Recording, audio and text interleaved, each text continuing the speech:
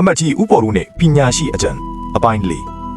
ဥပေါ်လူကခါတိုင်းလိုပဲနှစ်ဖူးကိုအသာပွတ်ပြုံးစီစီမျက်နှာထားနဲ့ဘိုးတော်ဘုရားကိုရှောက်တင်လိုက်ပါတယ်မှန်လားပါဗျာလောကမှာမျက်စိရှိတဲ့သူတဲ့မျက်စိမရှိတဲ့သူမျက်မမြင်ကအစာပေါင်းများစွာပိုများပါတယ်ဗျာဥပေါ်ဦးရဲ့အဖေကြောင့်တနန်းတော်လုံးပွဲဆူသွားပါတယ်ဘိုးတော်ဘုရားကလည်းမျက်မှောင်ကျုပ်ပြီးဟဲ့ပေါ်ဦးမင်းအပြောကလွန်လတ်ကြီးလားအခုကြည်စမ်းနိုင်ရင်ပြင်မှာတွာလာနေတဲ့သူတွေငါရှေ့ကမှုမှတ်တွေအားလုံးဟာမျက်စိကောင်းကောင်းနဲ့ကြည့်နေကြတာပဲ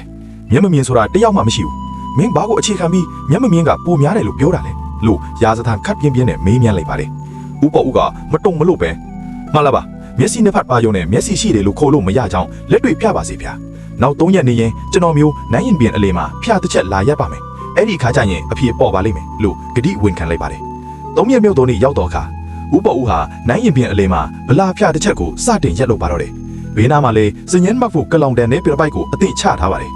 နန်းတော်ထဲကမှုမတ်တရုတ်ရောက်လာပြီးဟေ့အမကြီးပေါ်ဦးဘာလုပ်နေတာလဲလို့မေးပါတယ်ဥပေါ်ဦးကဘာမှမပြောဘဲမျက်မမြင်စရင်ထဲမှာအဲ့ဒီမှုမတ်ရဲ့နာမည်ကိုအရှင်ဆုံးမှတ်လိုက်ပါတယ်ခဏနေတော့နောက်ထပ်မင်းကြီးမင်းသားတွေစစ်သူကြီးတွေတယောက်ပြီးတယောက်ရောက်လာပြီးပေါ်ဦးဖျာရက်နေတာလားဘာလုပ်နေတာလဲပေါ်ဦးစသဖြင့်တကူးတကလာမေးကြပါတယ်မေးသမားလူတိုင်းရဲ့နာမည်ကိုဥပေါ်ဦးကမျက်မမြင်စရင်ထဲမှာပဲတရက်စတွင်းနေပါတော့တယ်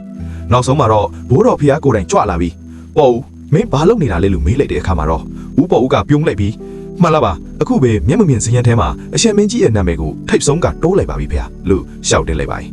ဘိုးတော်ဖျားမျက်နှာကြီးနီမြန်းသွားပြီးဘာငါ့ကိုပါမျက်မမြင်လို့ပြောရသလားလို့အမျက်တော်ရှာပါလေရောအပိုင်းကားမှာဥပေါ်ဦးကဘလို့ပရိယိုင်နဲ့ပြန်လဲလျှောက်တင်ပြီးဘိုးတော်ဖျားကိုအနိုင်ယူမလဲဆိုတာဆက်လက်စောင့်မျှော်နေပါအောင်